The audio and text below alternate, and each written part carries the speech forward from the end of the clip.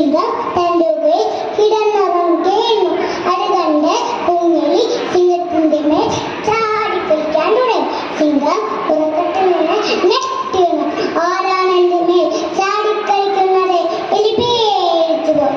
അയ്യോ, ഞാനൊരു പാവമാണ്, എന്നെ വെറുതെ വിടണേ എന്ന് പറഞ്ഞ് കുഞ്ഞലി സിംഹത്തോട് ദേഷിച്ചു. അതിന് പകരമായി എങ്ങനെയെങ്കിലും എപ്പോഴെങ്കിലും സിംഹത്തെ സഹായിക്കാന്ന് പറയും. സിംഹം ഇത് കേട്ട് പൊട്ടിച്ചിട്ടു. നീ വളരെ ചെറുതാണല്ലോ, നീ എങ്ങനെ എന്നെ സഹായിക്കോ?